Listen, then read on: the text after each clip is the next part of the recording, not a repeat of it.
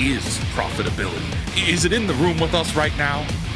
Nintendo, I will literally give you $70 cash money right now for red, blue, yellow, gold, silver. Cash money. No. No, it is. My emotions.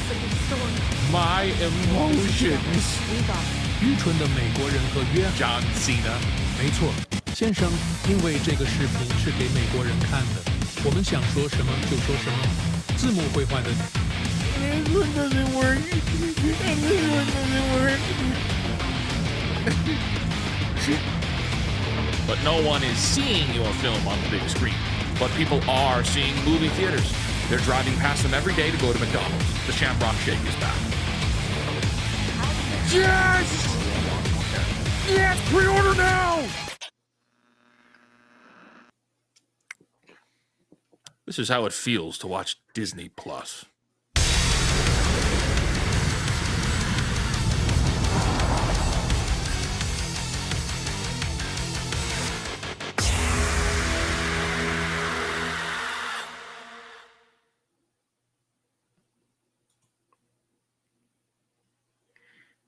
And we're live.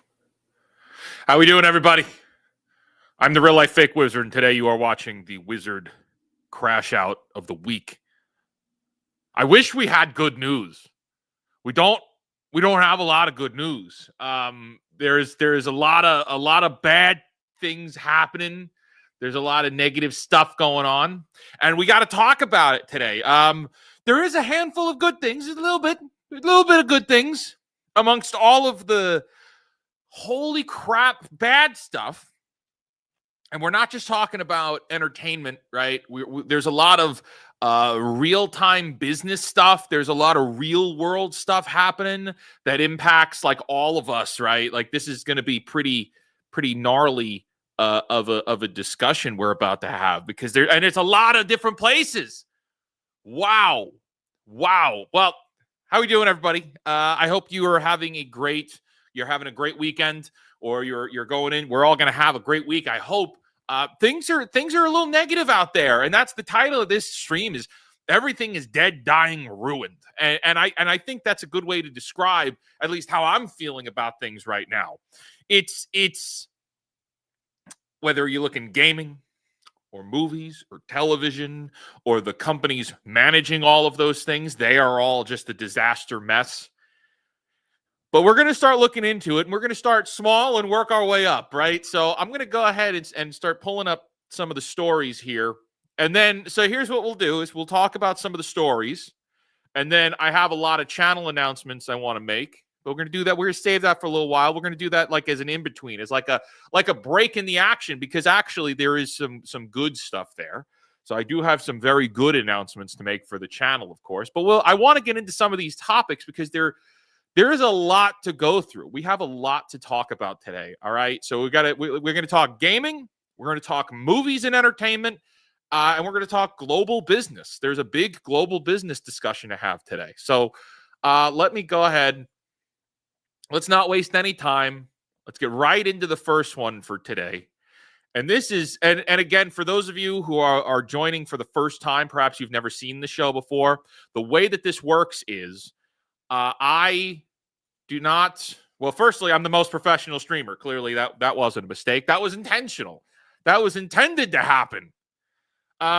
We're gonna. The way that this works is when we read articles together, my friends. I have not read the articles yet, so I know a little bit about them going into it. But as far as actually reading these articles, we do it in real time together. So I've pulled up the articles, and then we are going to read them together, and that's what we're going to do.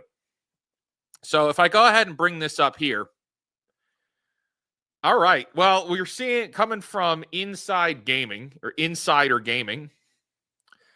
FBC Firebreak still underperforming despite overhaul, confirms remedy. All right. Well, I know a lot of people are saying like, Wizard, why are you talking about this? Why does it matter? This is ridiculous. I mean, what even is FBC Firebreak? Why should I care? Well, that would be a really great question to have because, why should you care about something like this? Okay. Well, FBC Firebreak, was an online multiplayer game, or well, it still is an online multiplayer game that was released by Remedy. Now, it is 2025. Remedy hasn't been a name often used since 2023. So it's been a few years now, or really 2024. So really, it's been give or take a year and a half since the company Remedy has even been mentioned in the zeitgeist. And that's interesting because they dropped this game earlier this year, this FBC Firebreak, which pretty much no one knows about. This is another online live service game, but it's from Remedy here. And it exists in the same universe as the Alan Wake franchise and the Control franchise and to some extent the Max Payne franchise. But this online game, which there's 200 of you watching right now, and of the 200 watching, probably have never heard of any of this. You've probably never heard of this game. And the reason for that is the marketing behind this game was absolutely atrocious and terrible, and people should have been fired, right? But I want to read into this, and there's a reason why. FBC Firebreak still isn't having the success Remedy was hoping for, despite the massive new update the studio confirms. As Remedy Entertainment's debut with multiplayer, FBC Firebreak released earlier this year to not-so-shining reviews set in the Control universe, the title was met with many complaints for its opening and lack of substance. Last month, a new update called Breakpoint aimed to fix those issues and add more content like new crisis and weapons. I guess that's relevant to the game. I've not played. While it seemed like it would do the trick, Remedy has confirmed that it has not done that just yet. FBC Firebreak did not meet internal targets at Remedy Studio confirms. Yeah, well, I mean, we knew that right away. We knew that almost immediately that this game was underperforming because it was put on sale very quickly. This game was put on sale very quickly, and it became part of the PlayStation Plus package at one point, where you're able to get it for free, right? And that's right. It was also on Game Pass. I see some of you guys in the chat are saying here it was also on Game Pass. That's right. Matthew Watson says Max Payne is in the same universe as Control. Technically, yes. It's debatable, but yeah. There are very subtle, heavy references that they're in the same world. And Remedy has this thing now of crossing all of their games together, like all of their games exist in the same universe. Even though there's branching universes and alternate realities and storytelling is a big thing. Look, Alan Wake was already hard enough to follow the first game. You play it and you think it's simple. I love it. I still love the first game. And then I replayed the first game. I would have said recently, but actually it was a few years ago. And I think it was like 2022 was the last time I played Alan Wake, and it was the remaster. And I might have done it on stream. And if you play that game with the director's audio, there's like the director's cut of Alan Wake 1, and the Sam Lake, who I really like Sam Lake. He's one of like the I think he's the president at Remedy, is basically discussing the game the entire time and explaining things. And none of it makes any sense based on what you experienced. Like there's a whole other paradigm going on.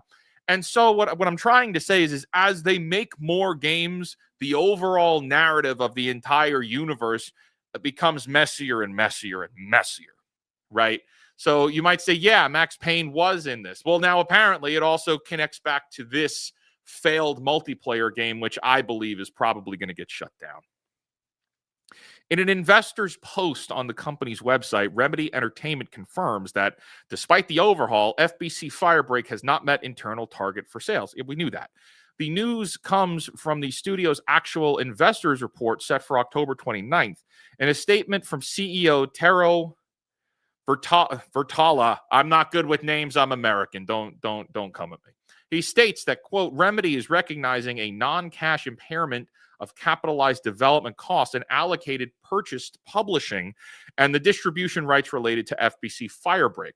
While we balance future investments to the title, we continue developing and improving the game in line with our updated long-term sales forecast.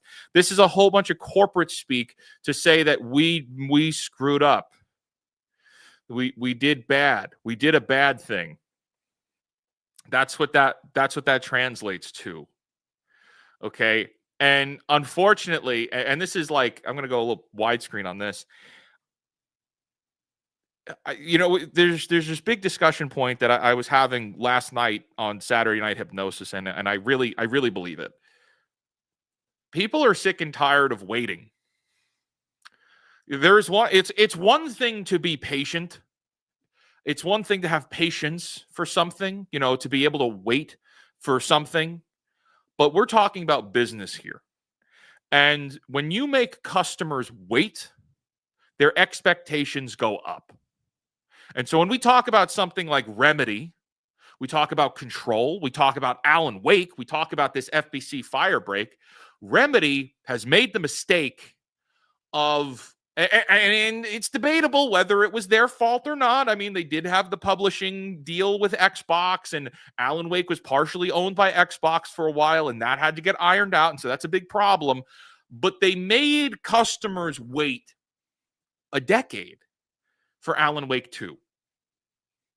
Control 2 is taking a long time. When you make customers wait a long time for your games, the expectations go off the charts. You won't be able to satisfy those expectations. So when you look at something like Alan Wake 2, which you made people wait a very long time for, you then cannot have controversy because you can't afford to have controversy because you will not get customers. You will lose your customers. They'll go. They won't come back. People do not have an interest in controversies. And Remedy tied themselves. They soul-bound themselves to controversies with the release of Alan Wake 2. And then on top of it, Alan Wake 2 is a convoluted story that ends on a cliffhanger. It's not even completed. So now you've made people wait a decade for a game. You put a shitload of money into making that game. And now you've also tied it to controversy. People don't want the controversy. And you know what? As time goes on, I'm not happy with those creative decisions myself. And I've completed the game. I platinumed the game on PlayStation. Alan Wake 2, I mean. But me, somebody who owns a lot of collectibles from Alan Wake 1, okay? I'm a day one Alan Wake limited edition purchaser from what, like 12 years ago at this point? Longer, probably almost 15 years at this point. I think that game came out in 2010. It's 2025. I am a limited edition day one Alan Wake purchaser. My expectations go up, just like everybody else's. We get to Alan Wake 2, the game is unsatisfying.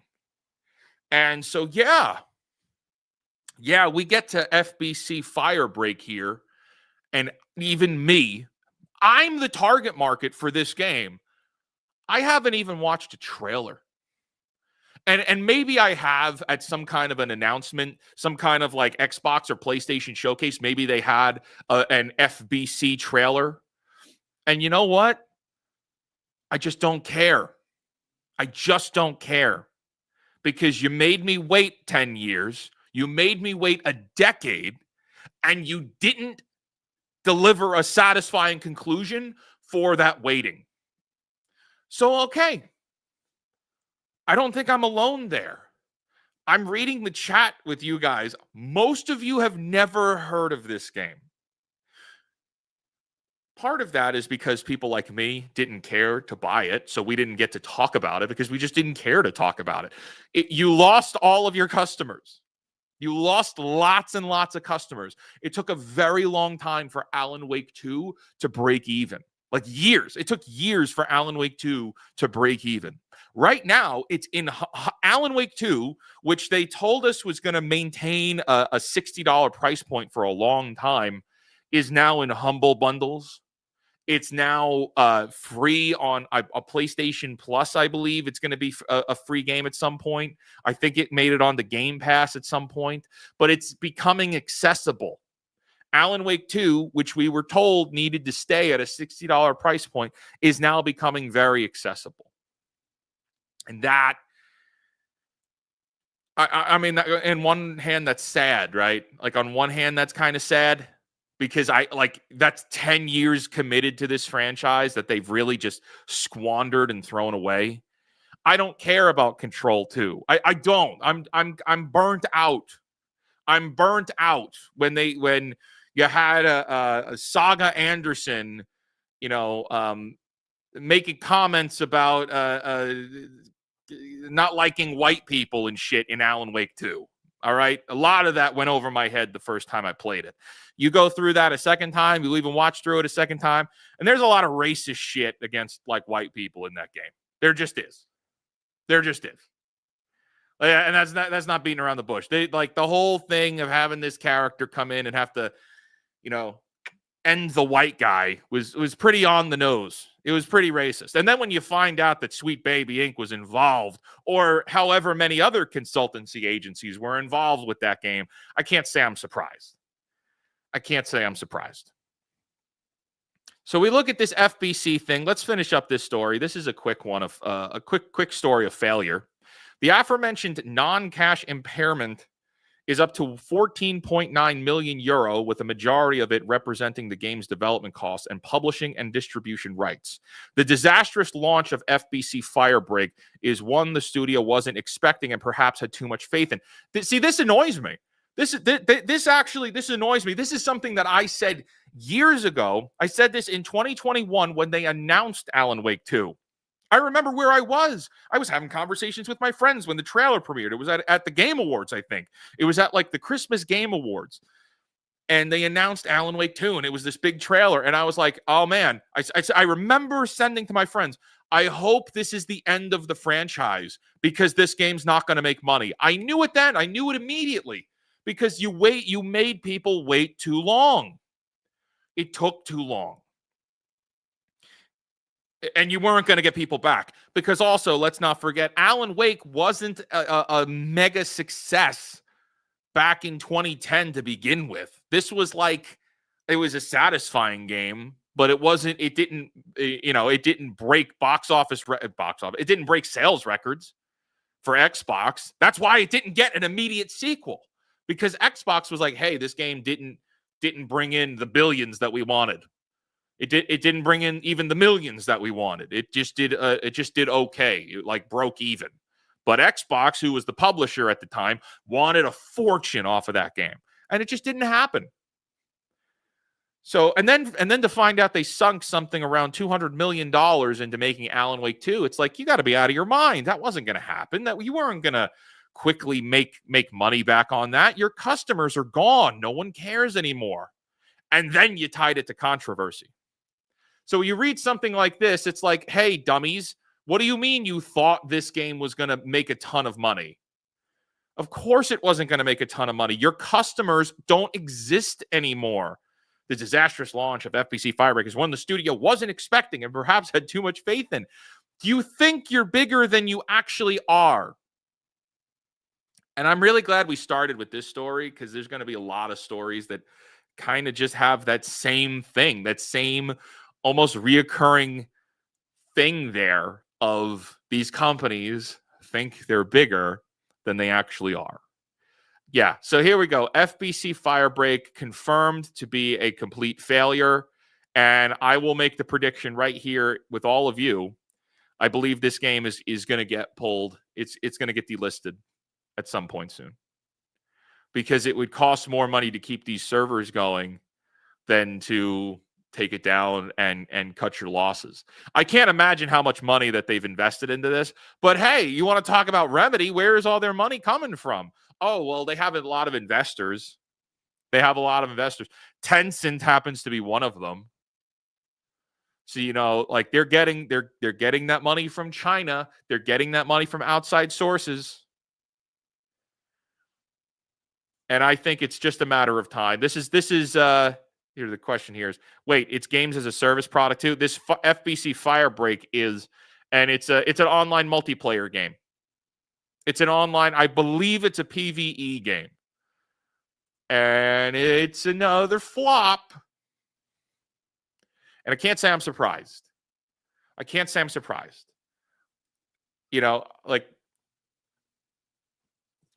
When you make your customers wait a long time and there's no communication, there's no updates, you're not being transparent with your customers, which is something that a lot of companies don't do because they're afraid of establishing expectations. But when we look at a story like this, when you look at something like Kingdom Hearts, Kingdom Hearts has the same problem. They made their customers wait too long. And so the customers go away. The customers don't come back when you finally release those new games because people just don't care. They move on. People like to move on quickly. So, all right, that's story number one. And that's a really great pivot point because that's going to bring us right into story number two. Where did it go? Here we go. All right. Coming to us from Variety. Box office. Tron Ares stumbles with a $33.5 million debut domestically. This is the domestic box office. Internationally, this thing is closing in around $60 million. Tron Ares. Okay.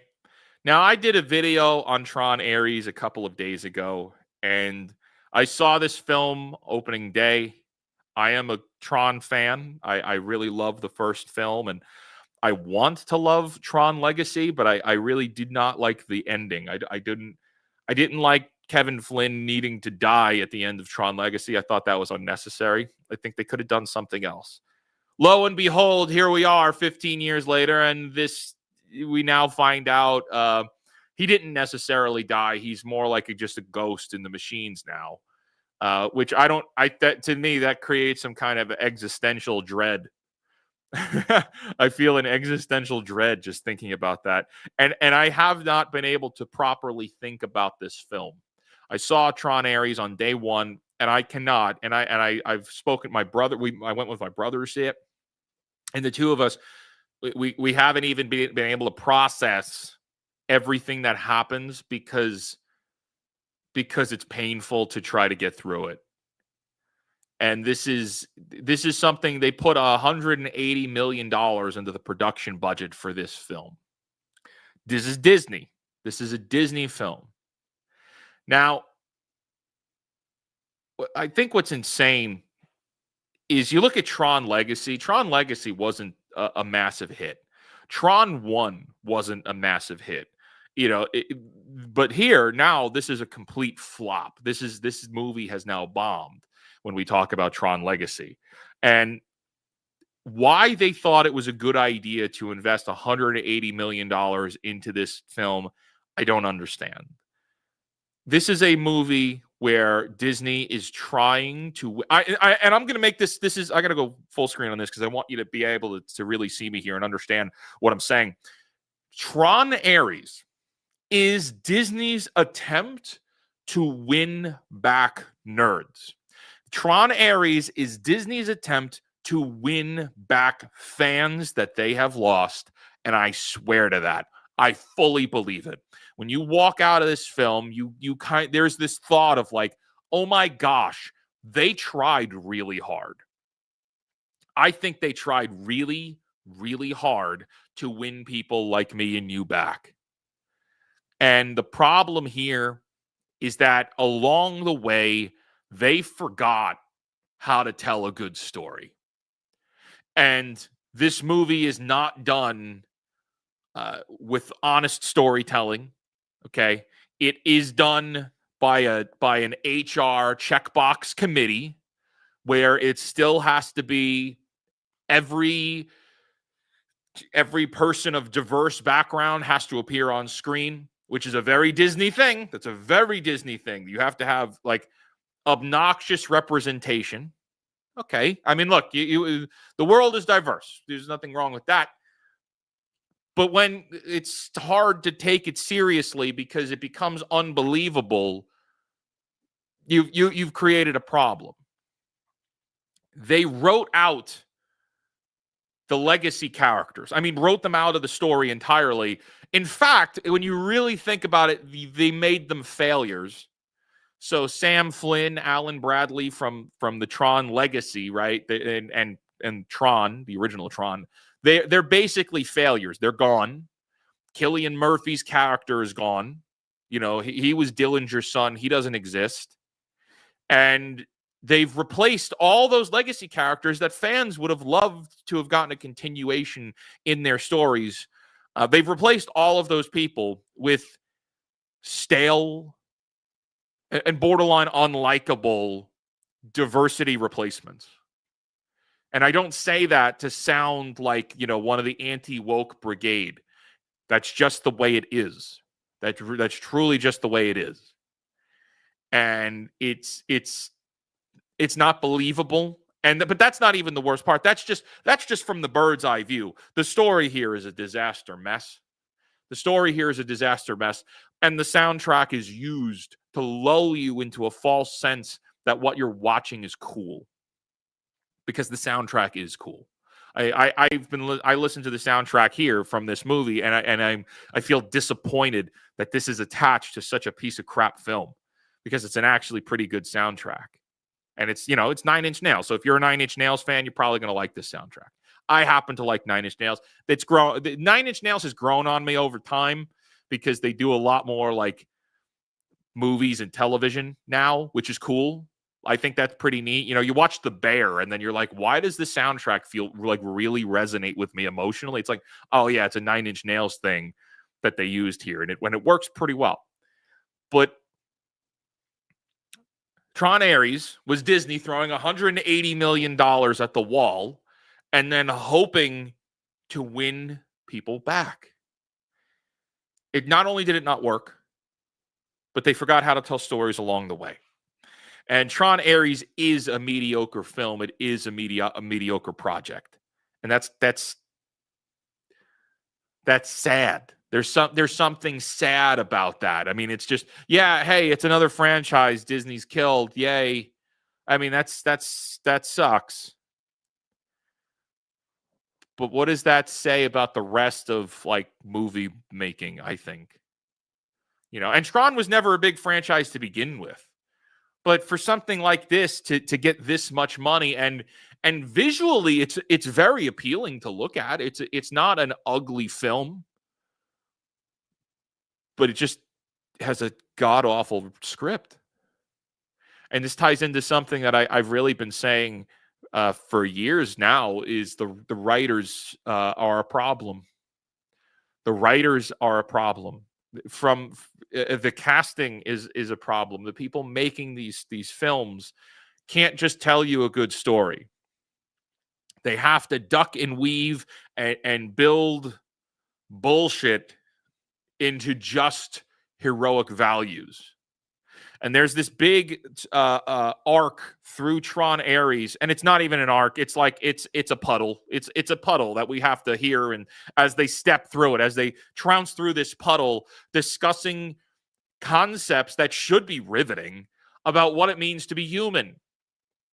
When you're talking to these programs, and the program wants to be human, and then he's talking to somebody who is the human in the human protagonist, who has no idea how to be emotional at all. So it's, when I describe it like a puddle that they just make a mess, these concepts should be easy. You should be knocking them out of the park. It's easy to talk about being a human. And the writers for Tron Ares just couldn't do it. Which takes us to the overall point here, because this is just going to be another rant. I made a video on it. Go watch the video. The overall point here is this was once again Disney thinking they were bigger than they truly are. We said that with Remedy a few minutes ago. We were talking about the FBC Firebreak story. What happened? They thought they were bigger than they truly were, and they delivered something that people just don't want, they don't care about. So we jump to this, Tron Ares. They delivered something. They thought they were bigger than they truly were. And it's another project that's going to be a complete failure, and it's worse than Morbius. And so that's pretty messed up when it's worse than Morbius. That's wild. But that's not all. Let's go. Let's keep it going here. Let's keep it going. We're not even going to slow down. Here we go. This was a story that came in. I'm laying in bed last night, just scrolling through, looking in what are we going to talk about today? And I'm like, everything seems pretty negative. Boom! Doctor Who is probably as dead as we've ever known it, writer says. Quote, no one's going to start writing Doctor Who books with a Billy Piper doctor. All right, what the heck's going on here? What the heck's going on here?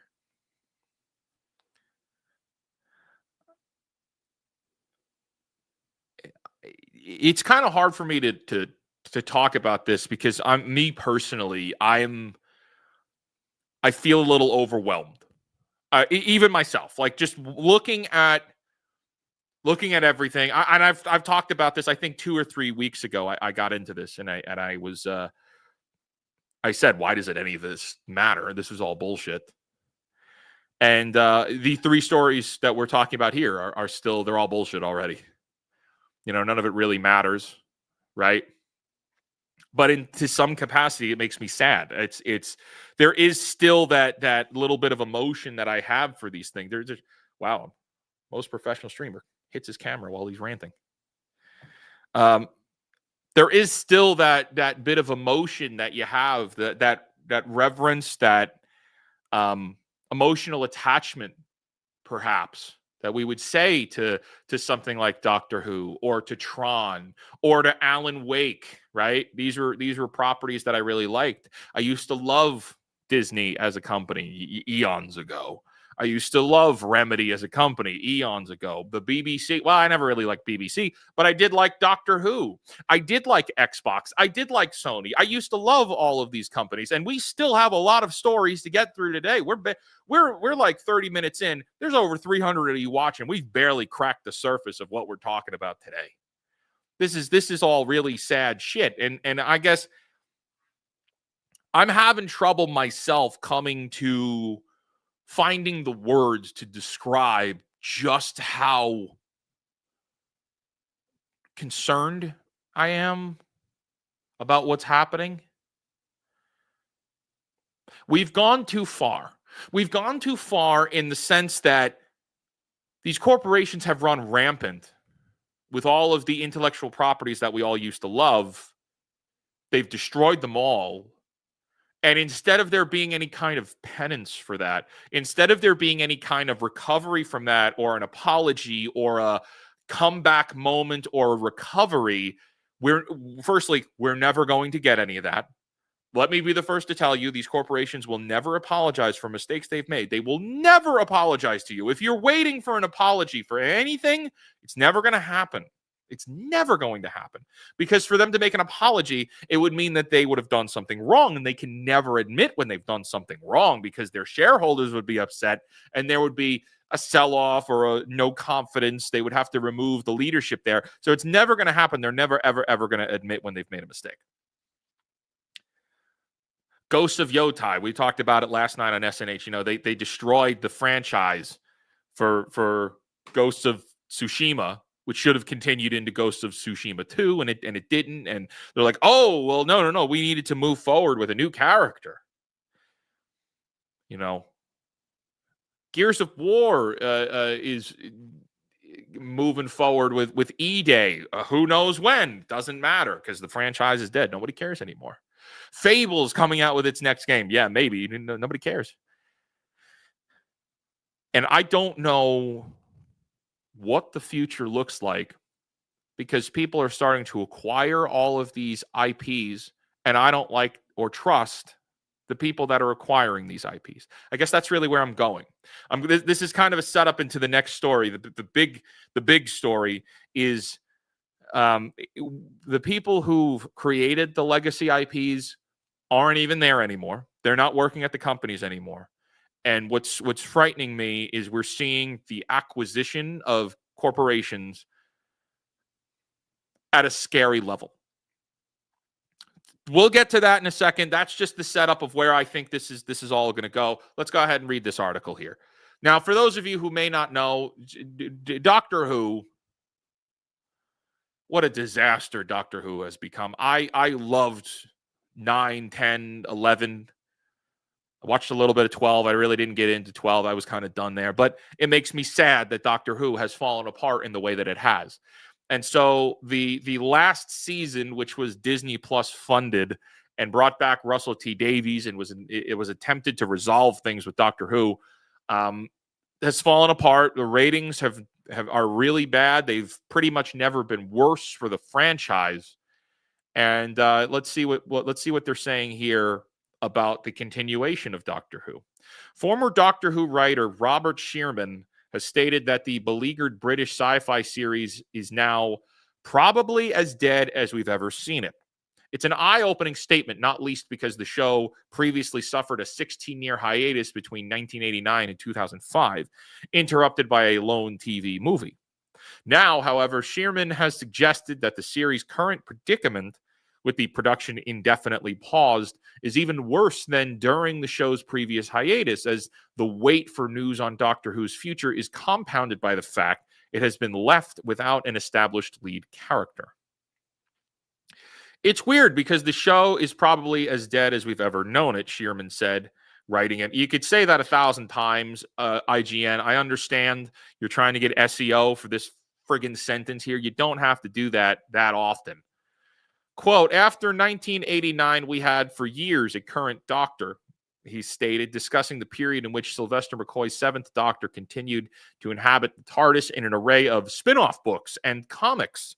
The same situation then occurred following the Doctor Who TV movies airing, in which McCoy regenerated into the Eighth Doctor, played by Paul McGann.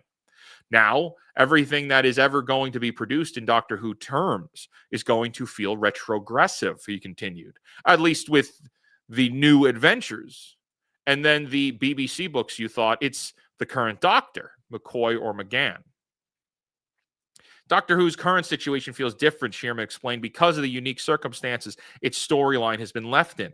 Showrunner Russell T Davies' decision to add a regeneration sequence for Ncuti Gatwa during reshoots, and then a sudden appearance of Billie Piper in an unconfirmed role, means the show's ongoing narrative is also paused until whatever is going on with Piper's appearance is officially explained. Quote, no one's going to start writing Doctor Who books with a Billie Piper Doctor because no one knows what that means, Shearman stated. In a funny way, the closing moments of the series finale, The Reality War, seemed to put a full stop on things. We didn't have that before. Back in August, Davies said he did not know what would happen with the future of Doctor Who and was not a part of ongoing conversations between the BBC and funding partner Disney. Yes, that's a big deal right there, because Disney was with them being the funding partner. The whole point was to get Doctor Who streaming on Disney Plus and to make that a big deal, and we get more ratings, and the ratings were going to be higher because, hey, we got Doctor Who exclusivity for streaming, and it was garbage. It was absolute garbage. And no one watched it. And so Disney spent all that money for nothing. But that brings us back to now. Meanwhile, amid criticism of the series' writing and story arcs, Doctor Who actor and writer Mark Gatiss has suggested the show was in need of a rest. Well, yikes.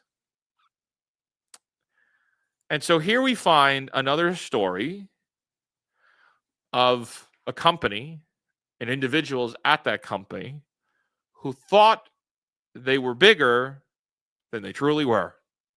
And because of that, we find Doctor Who is dead. Now, it's not the first time that anybody has said Doctor Who is dead. There's plenty of people who've been saying that for quite a long time. But we find the actual franchise in a position where they can't even do spin-off books. They can't even do spin-off audios to further the story, because the main narrative, which is the television show, has been put in a position where no one can do anything. And we don't know if Disney's ever going to want to cough up more millions of dollars in cash for a show that gets awful ratings and wants to focus more on ideology than actually telling good stories. Ruh-roh. Doctor Who's dead. And I don't think it's coming back. And I don't see how it ever would, or really, maybe it does need a break for some time, and you could try to bring it back later on. But you're going to need some quality kind of writer to explain how Billie Piper was involved at all. That was a really strange way of ending the show. That was what I believe, and I could be wrong here, but I believe ending the show with Rose Tyler, or I'm sorry, Billy Piper becoming the Doctor, right? That was Russell T Davies' way of giving the middle finger to anybody who's going to inherit this moving forward, because writing yourself out of that corner is going to be really hard to do. It's going to be really, really difficult to do. I mean, just the optics of that alone, and not to stay on Doctor Who for too long, because I know you guys don't really care. I don't care about Doctor Who anymore. But the optics, let's just talk about how creepy that is, okay? Because the Doctor had a romantic relationship, more or less, with Rose Tyler, like 20 years ago. And so now you fast forward and the Doctor regenerates into the form of the woman that he had a relationship with. That's creepy. That's weird. That's weird. And you're going to need a really talented writer to write out of that hole. Okay, that's a deep hole you've dug yourself into creatively. Digging out of that is going to be really hard to explain, and it's got to be really satisfying. And spoilers, it won't be, because the writers today have no idea how to be satisfying. It's impossible now. So that's where we're at so far, everybody. We're with these first 3 stories, and we have a lot more to talk through. We have a lot of stories to talk through. Like I said, the title of this stream is "Everything is Dead, Dying, or Ruined," and I know that there's a lot of you that watch, and I know, because there's always like those reoccurring names that I see in chat, who are like, why can't you talk about something positive? Why can't you be exciting? Why can't you give us some good news? And it's not for lack of trying. I'm not interested in being a YouTube grifter that's only reporting on bad news. If there are good things to report, I'm going to talk about the good things that happen. And I do. When there are good things, I do talk about them. It happens to be that we're at a point right now, everyone, that there's a lot of bad things happening. There's a lot of bad guys out there. There's a lot of power plays from people that have lots of money that are trying to wrestle control. They're flexing their money. They're using their money to try to gain control in different places. Okay? And that's something that should be concerning. That is something we should talk about. Because the first 3 things we just talked about, Remedy Gaming, we talked about Tron in movies, we talked about Doctor Who in television, and all of these things were hijacked by people with money to try and inject something into stories that people loved. And that's bad. That's not only is that bad, I think it's evil. I think it's wrong. And I think it's something that needs to be talked about. But before we continue, I do want to talk about some good things, or at least some changes that are happening here. The updates, some of the things that are changing here in the Wizard world. Now, I said on SNH last night that we're going to be making some channel announcements today, and I posted on Twitter, we're going to be making some channel announcements today. Many of you who've been following me understand that I've been traveling a lot. I basically lost the entire summer from traveling for work, so I didn't have the ability to do everything that I wanted to do. But we're here, and I'm back in Wizard HQ. I look at my green screen box is wider now because I have my stuff back. And I want to talk about the fake portal project and a lot of things that are happening there. And I want to talk about what we're doing with the channel here and some of the things that are happening here. But let's get into fake portal first. Starting this Tuesday, we are officially launching another stream for real. It's going to happen because we've already got it outfitted. It's already going to happen. Every Tuesday moving forward, starting at around 5 o'clock Eastern Standard Time, we will be doing gaming streams every single week on Tuesday evenings. 5 o'clock Eastern, we're going to be playing at least 3 games per week.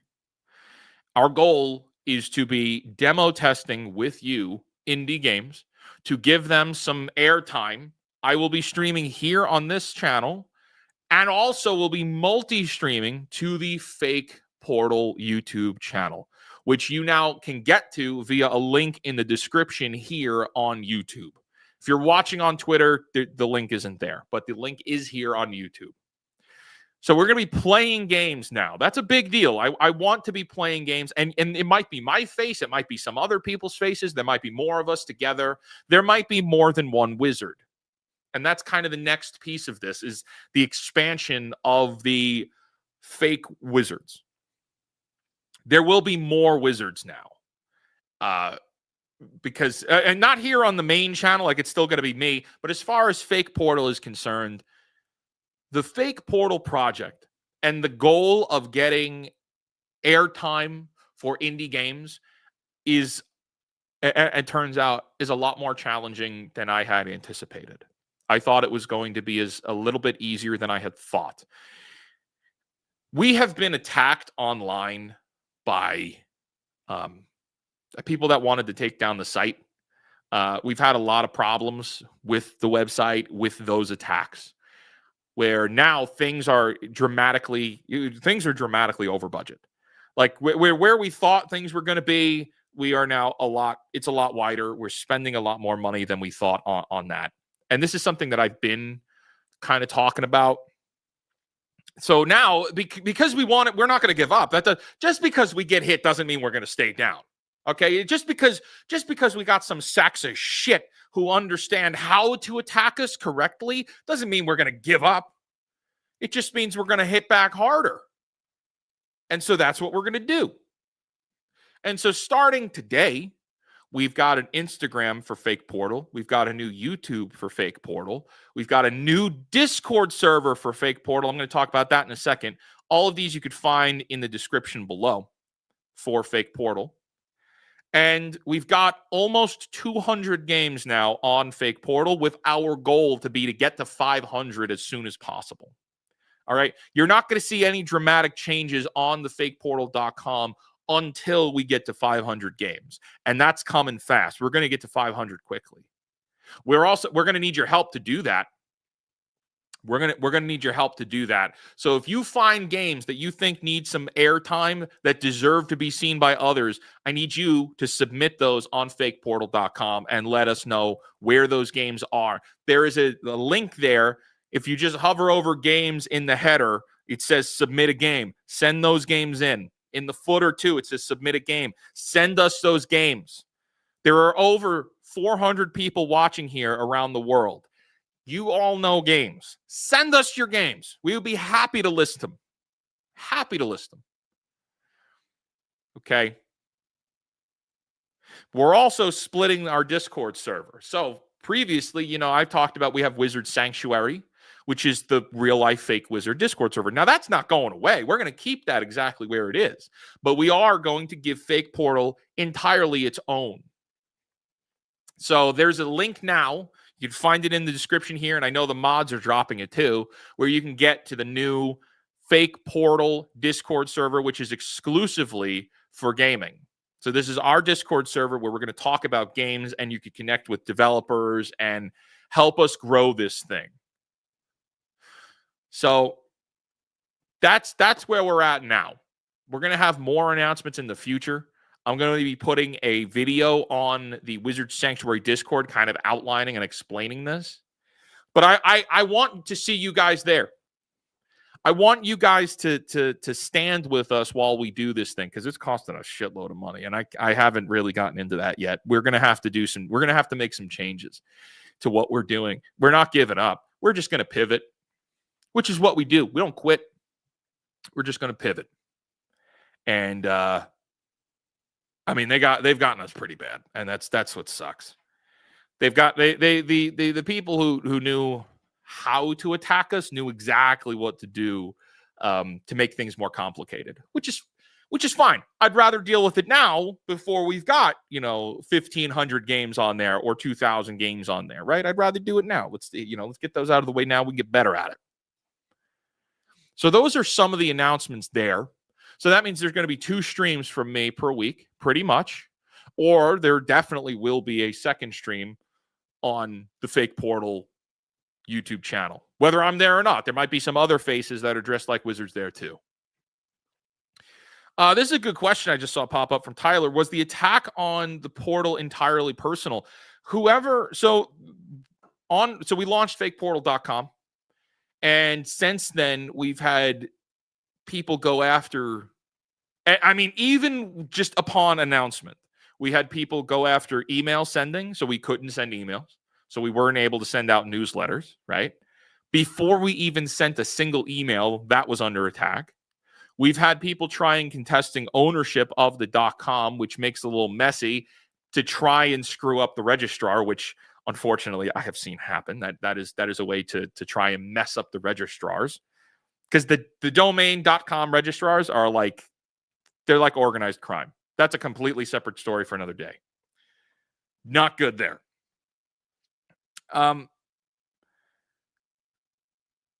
So now I have to pay for services to keep those things safe and protected, right? And that's really just scratching the surface. I get emails now where they're trying to knock out the server that we're on. So now they're trying to so now I have to pay for services to keep the server online in prevention of a DDoS attack, right? So that's going on. Any proof of this? Sure. It's on Discord. We'll have it on Discord. If not, I don't care. If you don't, you want to believe me, you don't. I don't really care. I'm not doing this as a video of, hey, my channel's under attack. We announced this thing and we've had a lot of problems immediately after. So I'm not even asking anybody for fucking money for this. Where does this kind of comment come from? Any proof of this? I'm the one paying for it, dude. I'm the one that's fucking putting out the money to try and make this thing happen. We don't have investors on this. We don't have anything on that. So I don't understand where a comment like that would come from. What the fuck? There's plenty of people who know that this has happened.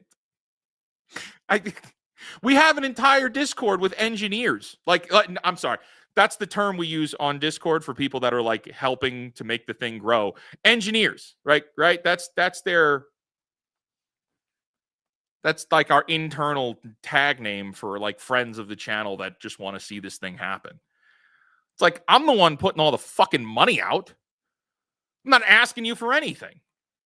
If you want to support, you can, but we're not begging you. Get the fuck out of here. If you don't want to watch this, go watch something else. If you don't want to support this, go do something else. I'm not interested. I don't even, you know what? We don't need you. How about that? Because we don't need that. Is there any proof of this? I wish there wasn't. I wish I didn't have to talk about it. Shit, dude.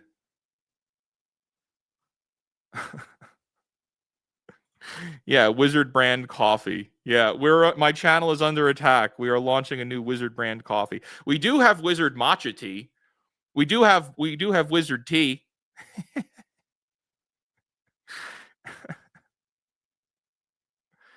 Yeah, stream title is accurate. Yeah, that's sad. Well, let's go ahead and talk about that. Let's get into the next thing. Here. Okay. Here's let's go with the one for the man who is on. Come on, man. I don't have the patience for this fucking shit where I'm having tech problems. I don't have the patience for it. Let's go. Let's do it. Next topic. All right, everybody. Trump puts extra 100% tariff on China imports, adds export controls on critical software. President Donald Trump said the United States would impose a new tariff of 100% on imports from China, quote, over and above any tariff that they are currently paying starting on November 1st. Why are we talking about this? What? Wizard, why are you talking about tariffs? Why are we talking about Donald Trump tariffs?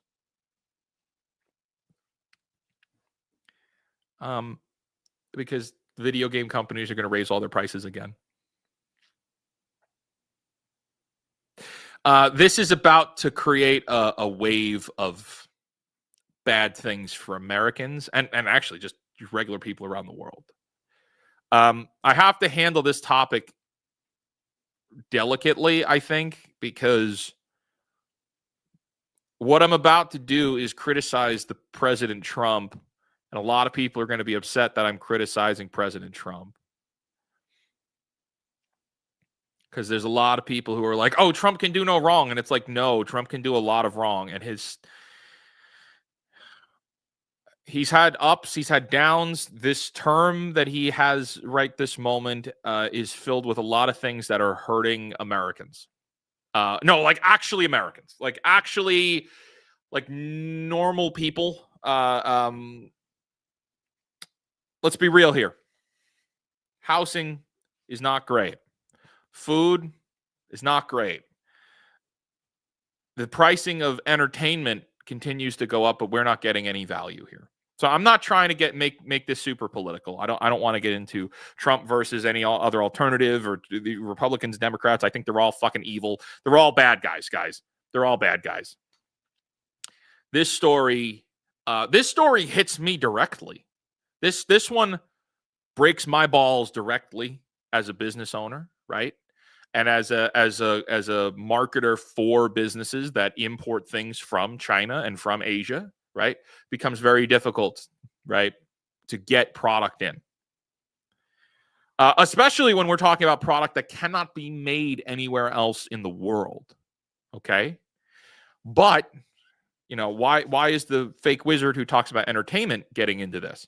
Well, because every time that this happens, every time tariffs are referenced or applied in some part of the world, mega corporations use this as leverage to raise their prices and claim that it's because of current market conditions, and that current market conditions are changing things that they need to increase their prices so that they're making more money.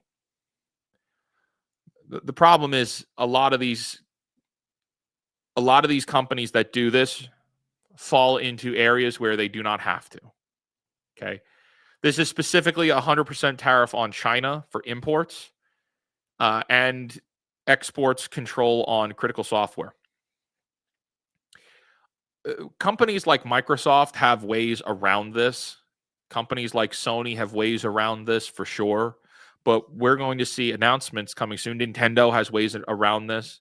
But we are absolutely going to see them probably raise prices again very, very soon. I see the price of hardware going up. I see the price of accessories going up, probably SD cards, right?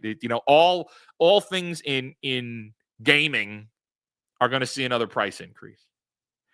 Even though this is temporary, even though this is probably not going to last forever.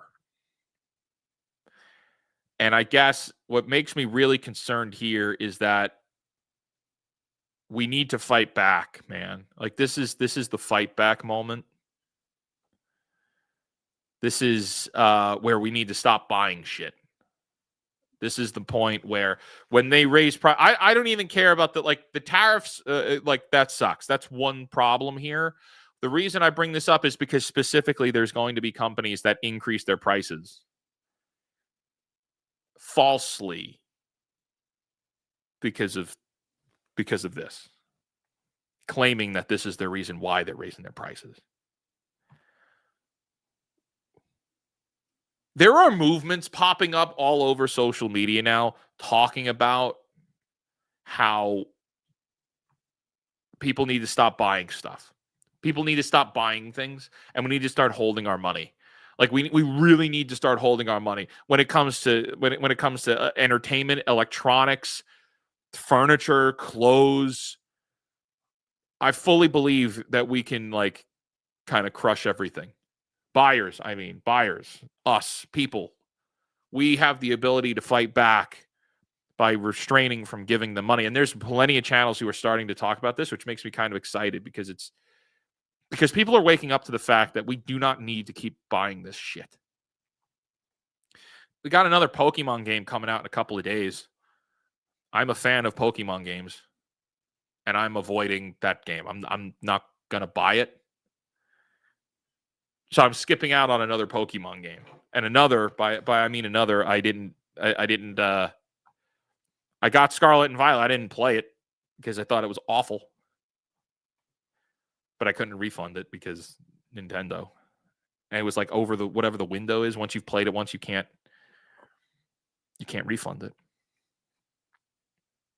I can't speculate how much the prices are going to go up, but we need to stop buying shit. We can fight back. I want to see these companies crumble and realize that all of the buyers that they used to have stopped buying. And I know that talking to the 400 people watching here is not going to be enough to move that dial.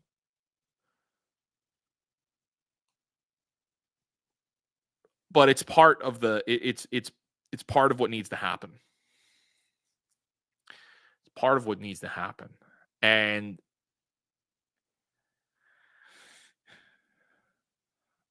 like this was, I opened the show. I was talking about, I'm having trouble finding the words to describe how bad I think everything really is. We are in a really bad situation where the corporations are producing things we don't even want, but we're still compelled to buy them because there really is nothing else, or we think that there's nothing else. But all of the companies have gone full bad guy, mask off, mustache twirly bad guy. They're all that bad, but all the politicians are that bad. So you got Republicans and Democrats are just as bad as each other. They're both bad guys. Neither of them could get the Epstein files out, which means that there's enough people in the Epstein files where it's a pretty big deal. Where they both have to protect it? Yikes. Not good. That's concerning. There's a lot of talk with foreign interests, and I feel like the entire administration right now has just been doing playing games in international markets while American people, like the American citizens, the American taxpayers, are actually suffering. The price of housing is absurd. You're never going to be able to afford buying a house in America. And if you do, it's going to be in a place where you probably don't want to live. Jobs are becoming harder to acquire. Depression rates are on an all-time high. Anxiety's at an all-time high. And you can't even find good escapism. You can't even get good escapism because you turn on the football game and you got to deal with fucking Taylor Swift, who's another just corporate problem, right? It's all about money there. Or you got to deal with Travis, the Kelsey brothers, who are a bunch of buffoons. I can't take it seriously. I'm also not a sports guy, so I just don't care. The sports is gone. Sports is not corrupted. There's another word there. I'll say corrupted for now. Compromised. That's the word. Sports are compromised. It's all about gambling. That's what sports is now. Sports is all about gambling. I mean, it probably always has been, but as of sports today, it is 100% about gambling. Our entertainment is embarrassing as far as video games is concerned. We just spent all day, all of this stream today, going through stories where everything's a mess. And now on top of it, they are going to continue raising their prices on the goods that they're providing, which are not even satisfactory. We've got to do something. We have to do something. And it comes down to us no longer buying things. Like we have to restrain spending. You know, it actually raised the value of the dollar too. Like that's a completely separate topic. But for my American friends here, you know, if you stopped spending the dollar, it becomes more valuable. Like that's just another part of it. That's a long conversation. That's a complete tangent. But that's a big deal. That's a big deal. And it's not even to just get extremely political. I don't want to get political. But you got two sides that are a bunch of dumbasses. And they're also revealing. See, here's the other thing with all these corporations. They're also revealing their hand that they don't care about you. And the politicians are also revealing their hand that they don't care about you. So if they don't care about you, why are we playing into this system? Young people can't find jobs. right now. It's very hard for young people to find jobs. It's very hard for anybody to find a job. Prices, the cost of living continues to increase, whether they tell you it is or not. Yikes. And now gaming is going to get affected again, too. So you can't even play video games. So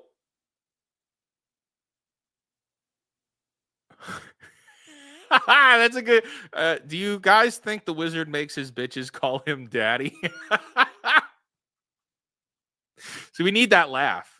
We need a laugh like that for something like this, because that's a silly comment. That is a terrible comment. But you need that to break the tension, right? What a mess.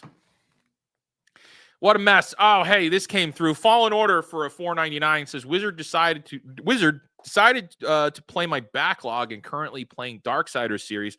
Beat the first one and now on the second one and having a blast. Well, that's great, man. I'm happy to hear it. Those are I played the first one a long time ago, but I haven't played the second or the third one. But I heard those were fun games. I heard those were very fun games. Guys, I have one more story that all kind of ties everything we've been talking about together. I'm going to pull this up on screen here. And this is something that we definitely got to talk about. So let me introduce this before we really get into it. We've spent the stream today, talking about Remedy, which is a game producer.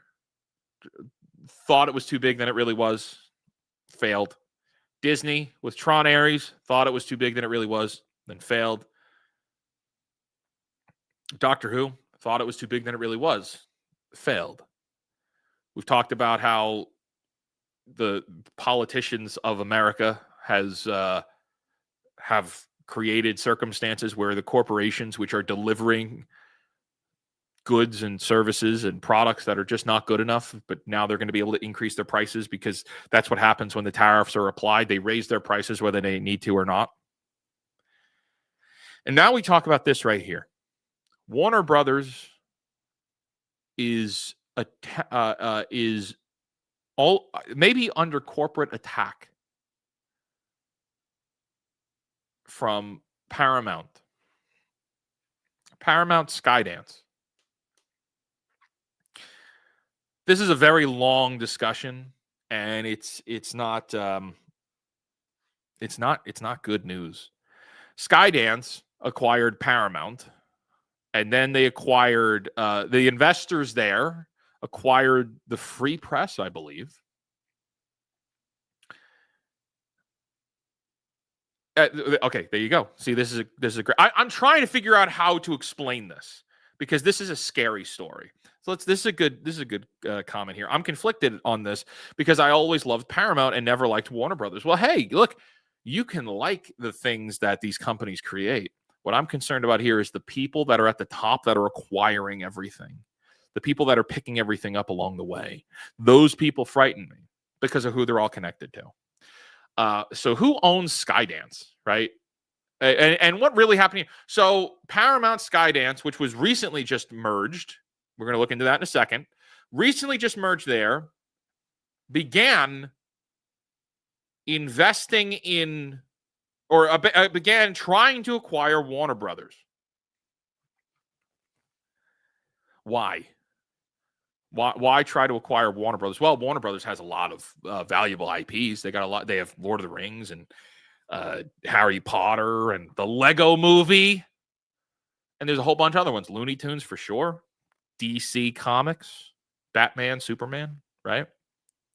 So those are very, very valuable intellectual properties that Paramount would like to own because Paramount doesn't own nearly as much as Warner Brothers does. Game of Thrones is on there. Yes. HBO for sure. But who is behind Skydance? And who are the people that are now behind Paramount? That's the question. Okay, well, let's take a look at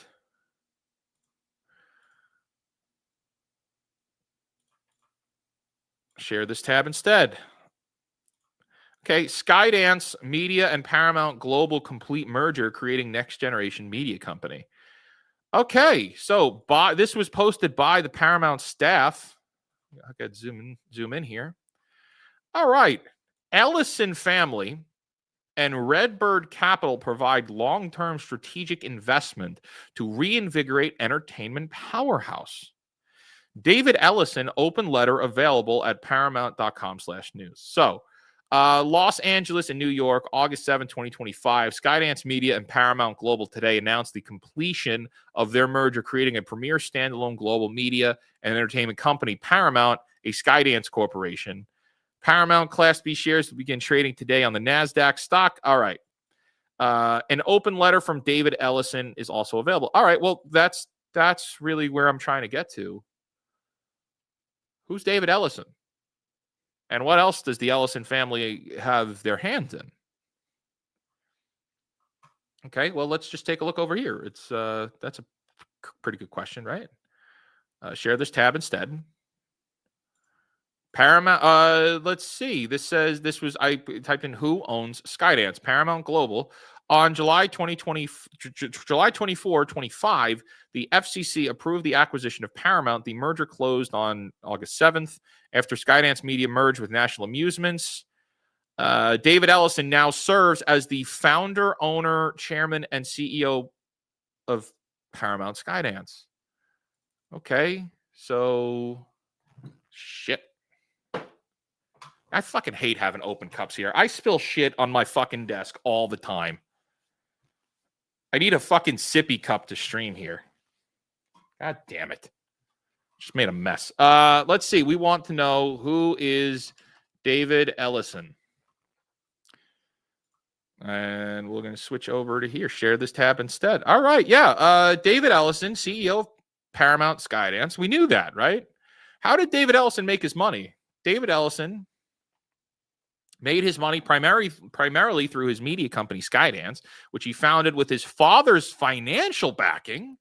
Skydance has produced many hit films such as Mission Impossible and Top Gun Maverick, making it valuable production and finance company. Ellison has also leveraged trusts holding shares in Oracle and NetSuite, and his business has secured significant investments from private equity firms.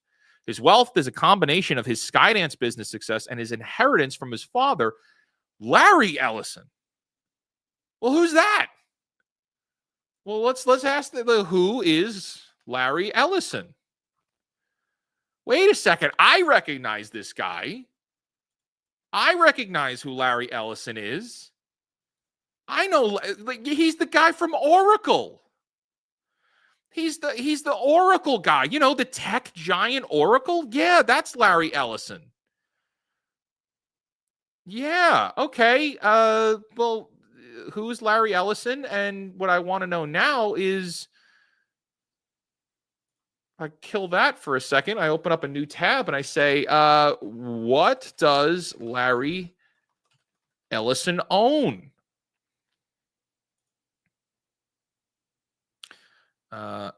Bring it back up. Bring up my screen, please. Larry Ellison owns a majority stake in Oracle Corporation and a significant share in Tesla. He also owns almost all of the Hawaiian island of Lanai, the BNP Paribas Open Tennis Tournament, the Sensei Wellness brand, and a large real estate portfolio. His other assets include stakes in other companies, a sailing team, and the Skydance Media Corporation. Yeah, he owns nearly 50% of Skydance, which means then he owns nearly 50% of Paramount now, right? And I mean, he's got an island. And I mean, well, does he own anything else? Let's just type in here social media. What does he own in social media? Let's find out. Okay. Let me go widescreen here so we don't miss this. Larry Ellison's family is in the process of acquiring a significant stake in the American version of TikTok following the sale of the app's U.S. operations from its Chinese owner. While his son David Ellison's media company Skydance recently acquired Paramount and CBS, this gives the family control over a large media portfolio that now includes the popular short-form video app.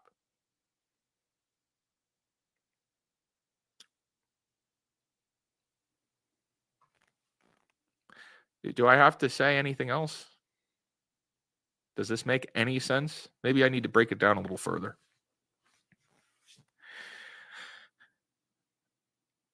Let's jump around. Let's ADHD this thing because I can't fucking focus at all today. My brain is kind of a mess. EA was acquired by a Saudi Arabian investment firm, which really, when we look at that, it really narrows down to like some kind of Saudi Arabian prince acquired EA. Okay, well, that's a lot of video games. I mean, they were one of the biggest gaming companies, right? All right. So that's now owned by a private entity. All right. CBS and Paramount, which was Star Trek and Mission Impossible, is now owned by the Ellison family, which means that the Ellison family now owns the news through CBS, right? Where they just appointed Barry Wise as the leader of CBS. And now they're trying to acquire Warner Brothers. Remedy. We talked about Remedy at the beginning of this stream. Remedy is partially owned by Tencent, which means that Tencent gets to make demands of Remedy. Okay. Ubisoft. Ubisoft has relationships with Tencent, so much so that upon Ubisoft failing, Tencent and Ubisoft teamed up. The Guillemot family teamed up with Tencent to split Ubisoft into a second company so that they could transfer all of the IP to the second company that they would own if Ubisoft goes under, which it's probably going to happen.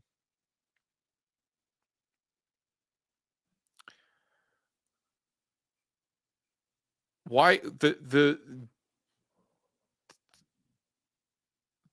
corporations, the people behind the corporations are eating everything. They're eating up everything. This goes beyond entertainment, you guys. Like, this goes beyond video games. This goes beyond Kingdom Hearts and Assassin's Creed Shadows. This goes beyond Snow White being a dog shit movie. This goes beyond the Nintendo Switch going up in price. So actually, it kind of fits in line with there. We are hitting a plateau where, and yes, it's global. It's not just America. It's not just Indonesia, it's the world. We need to fight back because everything is dead, dying, or ruined. And we're losing we will lose the ability to fight back. We've got a little bit of time. We got a little bit of time. See, and there's a really good comment here. Yes, one of the few things I'm leftist on, anti-mega corporations. It's not left or right. It's not left or right. It's not a left or right thing. It's you're a buyer. You exist in this marketplace as a buyer, whether you have left or right, up, down, far left, far right. I don't care who you are or what beliefs you have. It is not anti-capitalism. To be anti whatever this bullshit is turning into and has become is not to be anti-capitalist. Actually, it's just to correct the market. Just being against mega corporations does not inherently make you a leftist. It doesn't make you a socialist. It doesn't make you into a communist. It means we live in a different spectrum. And they would have you believe that we don't. There's buyers and sellers. The sellers have wrestled complete control of the relationship that we all exist in. Complete control. They've wrestled everything away. And the only way that we fight back, the only way that we win this, is to stop giving them your money on a grand scale. Because otherwise they're going to eat everything and they will control everything. And it's the shit that I'm saying here. Like, eventually this is going to get me removed. Like, they do not want someone like me pointing this out.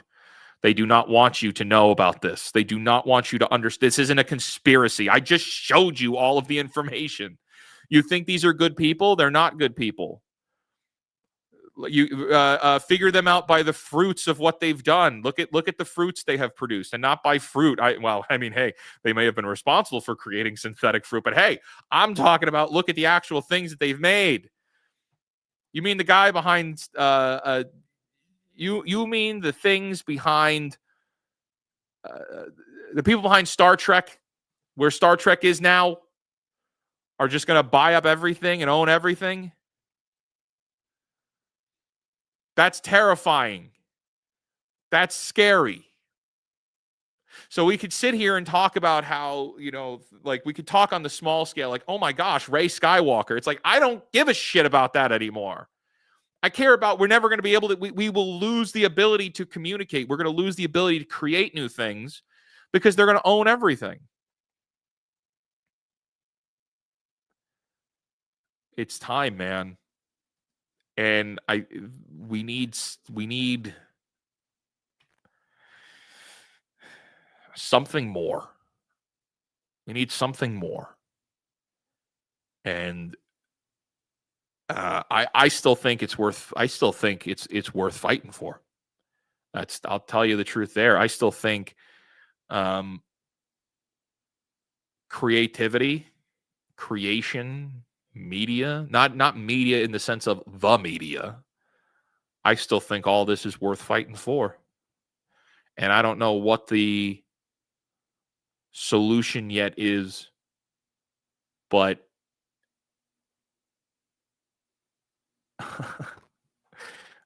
here we go. This is no offense, but you're a parent in 2025. You don't know what your kid is and isn't learning. Hey, yeah, you're not wrong there. That's another problem. That's another piece to this conversation. No, I'm not a parent. I'm not a parent. The fact I'm not a parent is actually part of the problem. People my age can't afford to have children. The people that want to can't. So, I mean, you're not entirely wrong there. First games and now this 2025 sucks. No. I think we're being called to fight. Not fight physically, but to stand up for what you believe for. I think that's where we're getting pushed to. Fuck these companies, man. Fuck all of them. Fuck Nintendo. I hope they burn. Fuck Disney. It's up to you now. It's up to you. It's up to us. Yeah, it's like, oh man, this sucks. It's like, yeah, it sucks, but now there's something worth fighting for. Now you're being called to fight for what you believe in now. That's where we're at. So it's either we take action now or it's going to be too late and we're cooked. We're going to be cooked. So, and I wish I had a better better explanation there. I'm a little out of it lately on this. Even just trying to find the words to make a video has been challenging. But you look around and that's really it. It's you just stop buying. Stop buying and they will fall. Fix the entire thing. It'll course correct itself if buyers learn how powerful they actually are. So I think I'm going to leave you with that. This has been a lot. This has been kind of maybe a rougher stream than I had wanted. I'm a little out of it lately, and I'm hoping to bounce back. But we will be streaming for fun. We'll be doing a fun stream on Tuesday, so that'll be nice. Which should be. Let me see. Hold on. I'm going to have a real nasty tech issue here. What a mess. Most professional streamer. I need a producer so bad. But we are anything if not under the wire. Who are we going to raid? Who's live right now? How about T3PO? T3PO. Why can't I raid T3PO? That Park Place. All right. That's ridiculous that they didn't come up the first time. Anyway, we are going to raid T3PO. Let's go have some fun with them because they're going to be talking about things that are more fun than this. This is a mess. Before we go, UFO Mega for a 2 says, just joined. Can you start the stream over? No. No, not this one. But you can like backtrack it if you want. But I appreciate you being here. Thank you for the 2. iRod Man for a 5 says, hey, Wizard, love your channel. Been watching more since you joined SNH. Which acquisition of Warner Brothers do you think would be worse, Paramount or Netflix? I think both of them are bad. I think Paramount is worse. I think Paramount is worse on that. That's a good question. Paramount is definitely going to be worse. So, Paramount is scary now. Paramount, the same company that owns Paramount owns CBS, which means they own a piece of the news media. And they also own TikTok, which is social media. That's too much. And that scares the crap out of me, man. That's terrifying. That's a terrifying thought. But all right, that's where we're going to tie things up for today. Thank you for joining me for the Wizards Crash Out. I think we'll have a better, less depressing one next time. So stick around, and we got more stuff to come, more stuff on the way. Stream on Tuesday. I will see you there. All right, signing out. Bye-bye. Oh, and cancel Disney Plus. Yeah, all right.